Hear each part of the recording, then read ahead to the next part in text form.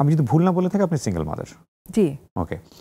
Single mother হিসেবে সমাজে চলা এবং মেয়ের সাথে বন্ধুত্বপূর্ণ সম্পর্ক রেখে চলা, এই জায়গাটা কতটুকু আপনার কাছে চ্যালেঞ্জিং মনে হয়েছে?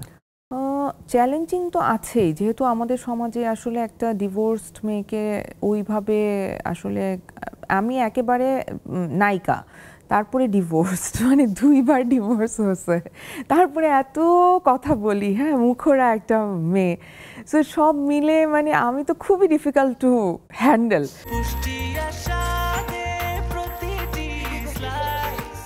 ব্রেকফাস্ট, টিফিন কিংবা স্ন্যাক টাইমে মজাদার আয়োজন মানে অল টাইম ব্রেড। কিন্তু আমার কাছে মনে হয় যে আমার জন্য চ্যালেঞ্জিং ছিল, বাট আমার জার্নিটা আরও অনেক ইজি হতো।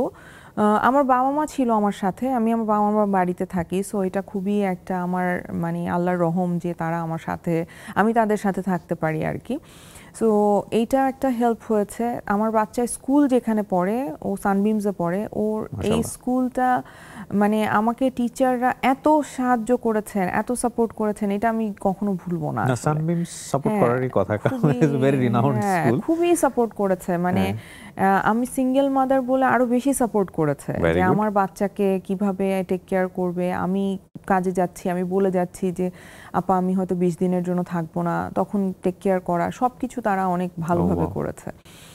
আর আমার কলিগরা আমাকে মেন্টালি অনেক সাপোর্ট করেছে, মোরালি সাপোর্ট করেছে যে তুমি এত ভালো করছো। কিন্তু আমি একটা জিনিস একটু শেয়ার করতে চাই, সেটা হচ্ছে যে বাচ্চার যে বাবা, আমার কাছে মনে হয় যে আমাদের এখানে আমাদের সমাজ ব্যবস্থায় ডিভোর্সটাকে এমনভাবে মানে কি বলবো, মানে এত বেশি খারাপ জায়গায় নিয়ে যাওয়া হয় যে আপনি দেখবেন যে প্রাইমারি কেয়ার গিভার যে থাকে সে ছাড়া বাকি যে পার্টনার থাকার কথা, বাচ্চার জীবনে বাবা মা থাকার কথা, সে কিন্তু ওইভাবে বাচ্চার জীবনে থাকে না। এবং এটা একটা সুযোগও অনেক সময় নেওয়া হয়। একদম, লাইক যদি বাচ্চা মায়ের কাছে থাকে তাহলে মা অপোজিট সম্পর্কে এত এক্স্যাক্টলি এত সবচেয়ে বড় যেটা হয় যে তার ব্রেনে ঢুকিয়ে দেওয়া হয় যে বাবা মানে হচ্ছে এত এত বাজে একটা ফিগার, ভাইস ভার্সা। এবং এই রিভেঞ্জটা কিন্তু আলটিমেটলি বাচ্চার উপরেই নেয়। এটা যেমন আমি যেটা মনে করি যে আমাদের এখানে প্রচন্ডভাবে কাউন্সেলিং দরকার, কারণ আমরা যেটা হয় যে আমরা রিভেঞ্জ নেওয়ার জন্য আমরা বাচ্চাকে ইউজ করি, যেটা বাচ্চার ক্ষতি হয়।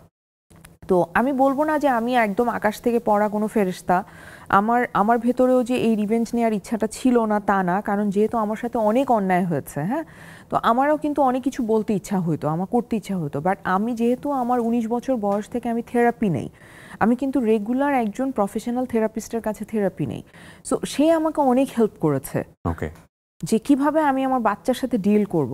সো আমার বাচ্চার সাথে আমার ডিলিংসটা কিন্তু এরকম না যে তোমার বাবা খারাপ, তোমার বাবা এইটা, তোমার বাবা সেইটা, মানে ডেফিনেটলি ও জানে যে আমি তাকে একদম পছন্দ করি না, ঘৃণা করি, বাট তার স্পেসটুকু আপনি তাকে দিয়েছেন, তার স্পেসটুকু তার আছে। কিন্তু আমার বাচ্চার বাবা যেটা করে সেটা হচ্ছে যে সে তার হয়তো তার ইগো প্রবলেম থেকে বা সে ইনসাল্টেড হয়েছে, ফিল করেছে, ওই জায়গা থেকে সে, যেহেতু আমি ফুল গার্ডিয়ানশিপ পেয়েছি, সে বাচ্চাকে খোঁজ খবর নেয় না, মানে সে তো ভরণ পোষণ দেনই নাই কখনো, এখনো দেন না, কিন্তু আছে না যে ফোন করে খবর নেয়া, রেগুলার তার সাথে কন্ট্যাক্ট করা, উল্টা আমরা কন্ট্যাক্ট করি যে হ্যাঁ কথা বলো।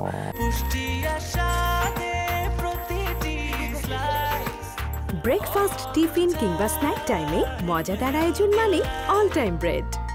সো এইটা আমার কাছে মনে হয় যে ওনারও থেরাপি করা দরকার, যে এই জায়গা থেকে বের হতে হবে। তো মানে আমি বের যেতে পেরেছি, আমি যে আগে পারতাম এরকম না, আমি বের হতে পেরেছি। আমি আমার মেয়ের সাথে এখন ওর বাবাকে নিয়ে ফান করতে পারি, ও ফান করতে পারে আমার সাথে, আমরা ভালো কথা বলতে পারি। যেমন ও খুব একদিন আমার বাসা গুছিয়ে ফেললো, একা একা নিজে পুরো বাসা গুছিয়েছে আমার মেয়ে। তো আমি ওকে বললাম যে এটা তো তুমি তোমার বাবার জিন পেয়েছো। সো ও হ্যাপি হয়েছে যে আমার মা আমার বাবার এই জিনিসটাকে অ্যাপ্রিসিয়েট করছে, হ্যাঁ, অ্যান্ড ইটস ফাইন, আমি এটা করতে পারি, মানে এটা আমি শিখেছি। এটা কিন্তু আমি এরকম না যে এটা আমি একদম জেনে জন্মাইছিলাম, ব্যাপারটা এরকম না, এটা কিন্তু আমি উইথ টাইম শিখেছি। সো আমার কাছে মনে হয় যে এই ব্যাপারগুলো, মনের বিপরীতে চলার অভ্যাসটা কখনো কখনো প্রয়োজন, হ্যাঁ প্রয়োজন, এবং এটা আমাদের নিজের ভালোর জন্যই প্রয়োজন, কারণ দিন শেষে আমাদের বাচ্চারা যদি ভালো থাকে তাহলে আমরা ভালো থাকবো।